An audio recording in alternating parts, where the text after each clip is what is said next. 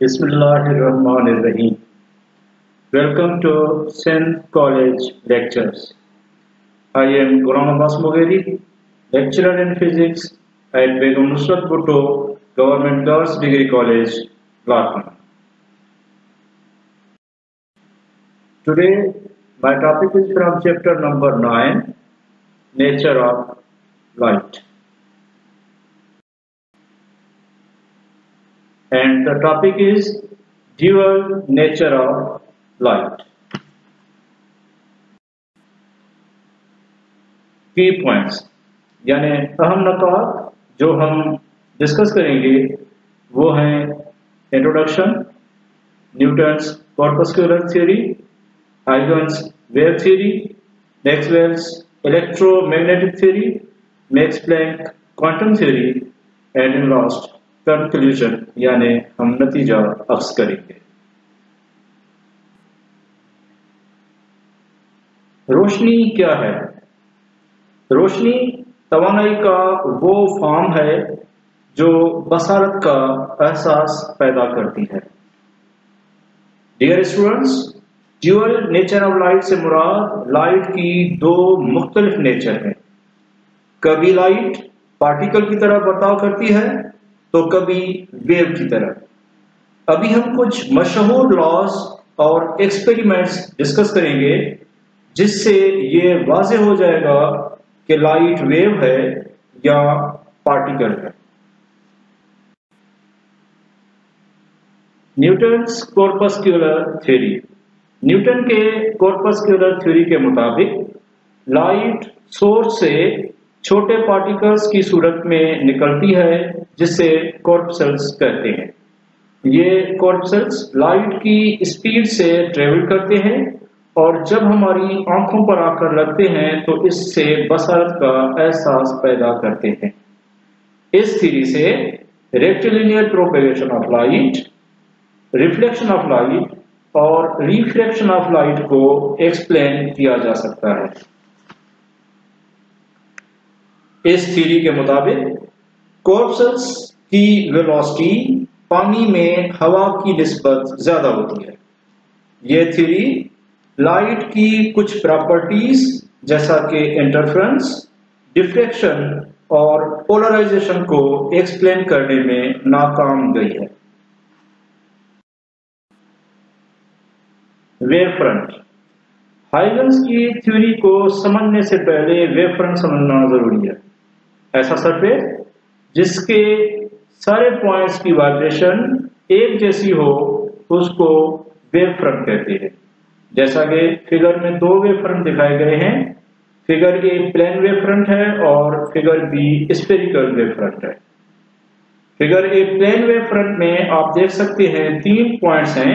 इन सब की vibration same है और आगे की तरफ एक ही स्पीड यानी लाइट की स्पीड से ट्रेवल करेंगे और इसका रेडियस बढ़ता जाएगा। Huygens wave theory. क्रिश्चियन हाइगन ने यह थ्योरी 1670 में दी जिससे लाइट को वेव नेचर कंसीडर करके लाइट की काफी प्रॉपर्टीज को एक्सप्लेन किया जा सकता है। इस थ्योरी के दो हिस्से हैं। ऐसा एक वेव फ्रंट का हर पॉइंट सेकेंडरी वेवलेट का सोर्स है जो कि आगे की डायरेक्शन में वेव की स्पीड से स्प्रेड होता है। ऐसा दो,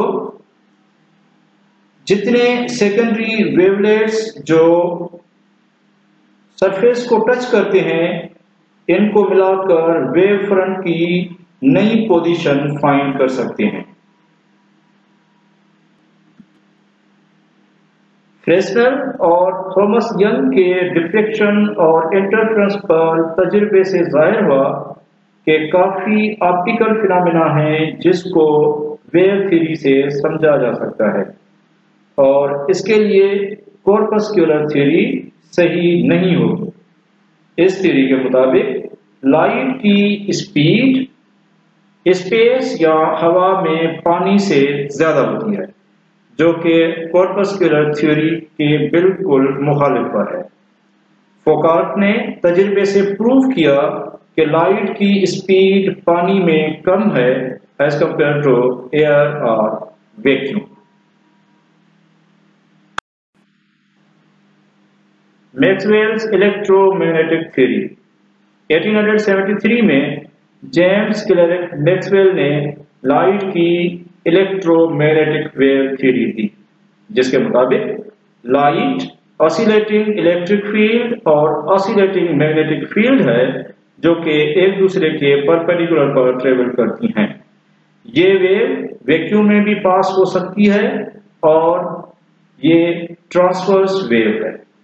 इसके मुताबिक इलेक्ट्रोमैग्नेटिक वेव के 7 स्पेक्ट्रम हैं, जिसमें एक विजिबल लाइट भी है जिसकी वेवलेंथ 0.4 माइक्रोमीटर से 0.7 माइक्रोमीटर यानी 400 नैनोमीटर से लेकर 700 नैनोमीटर तक है। इस थ्योरी ने लाइट की काफी प्रॉपर्टीज को एक्सप्लेन किया, पर एमिशन ऑफ लाइट और एब्जॉर्प्शन ऑफ लाइट को एक्सप्लेन करने में नाकाम रही। जैसे फोटो इलेक्ट्रिक इफेक्ट, यानी जब लाइट किसी मेटल या कंडक्टर को लगती है तो उससे इलेक्ट्रॉन निकलते हैं, जिसको फोटो इलेक्ट्रिक इफेक्ट कहा जाता है। Electromagnetic spectrum. डियर स्टूडेंट्स, आप इलेक्ट्रोमैग्नेटिक स्पेक्ट्रम देख सकते हैं। ये 7 स्पेक्ट्रम है, रेडियो वेव से लेकर गामा रेज तक। सबसे ज्यादा वेवलेंथ रेडियो वेव्स की है और सबसे कम वेवलेंथ गामा रेज की है। और अगर हम फ्रीक्वेंसी की बात करें तो सबसे कम फ्रीक्वेंसी रेडियो वेव्स की है, इससे ज्यादा माइक्रोवेव्स की है, इससे ज्यादा फ्रीक्वेंसी इंफ्रारेड रेडिएशन की है, इससे ज्यादा फ्रीक्वेंसी विजिबल लाइट की है। विजिबल लाइट से अल्ट्रावायलेट रेडिएशन की फ्रीक्वेंसी ज्यादा है, इससे ज्यादा एक्सरेज की है और सबसे ज्यादा फ्रीक्वेंसी गामा रेज की है।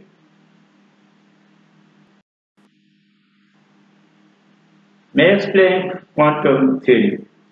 1900 में जर्मनी के फिजिस्ट मैक्स प्लैंक ने एक्सप्लेन किया कि लाइट एनर्जी बंडल्स या पैकेट्स की सूरत में इमिट या एब्जॉर्ब होती है, जिसे क्वांटा या फोटॉन कहा जाता है। और मैथमेटिकली एनर्जी बराबर होती है E is equal to hf, जहां E energy, h Planck constant और f फ्रीक्वेंसी को जाहिर करती है। डियर स्टूडेंट्स, इस थ्योरी से फिजिक्स की एक नई ब्रांच ने जन्म लिया, जिसे हम क्वांटम फिजिक्स या मॉडर्न फिजिक्स कहते हैं। इस थ्योरी पर मैक्स प्लैंक को 1918 का नोबेल प्राइज दिया गया। अल्बर्ट आइंस्टाइन ने क्वांटम थ्योरी ऑफ लाइट को यूज करके फोटो इलेक्ट्रिक इफेक्ट को कामयाबी के साथ एक्सप्लेन किया और इस बेसिस पर आइंस्टाइन को 1921 का नोबेल प्राइज दिया गया। क्वांटम इफेक्ट एक और कंफर्मेशन है कि लाइट फोटॉन की नेचर रखती है। नील्स बोर ने यह थ्योरी यूज करके हाइड्रोजन स्पेक्ट्रम को बड़ी कामयाबी से एक्सप्लेन किया। क्वांटम थ्योरी कॉर्पस्कुलर थ्योरी का मॉडिफाइड फॉर्म है, लेकिन यह थ्योरी लाइट के इंटरफेरेंस और डिफ्रेक्शन को एक्सप्लेन करने में नाकाम है। डियर स्टूडेंट्स, फोटोइलेक्ट्रिक इफेक्ट और क्वांटम इफेक्ट प्रूव करते हैं कि लाइट पार्टिकल नेचर रखती है, जबकि डिफ्रेक्शन, इंटरफेरेंस और पोलराइजेशन प्रूव करते हैं कि लाइट वेव नेचर रखती है। डियर स्टूडेंट्स, लाइट की 2 नेचर हैं, यानी लाइट हैज ड्यूअल नेचर। कभी लाइट वेव की तरह बिहेव करती है तो कभी लाइट पार्टिकल की तरह बिहेव करती है। लाइट कैसे प्रोपेगेट करती है, इसको इलेक्ट्रोमैग्नेटिक वेव थ्योरी से समझा जा सकता है, जबकि लाइट की इमिशन और एब्जॉर्प्शन को क्वांटम थ्योरी ऑफ लाइट से समझा जा सकता है।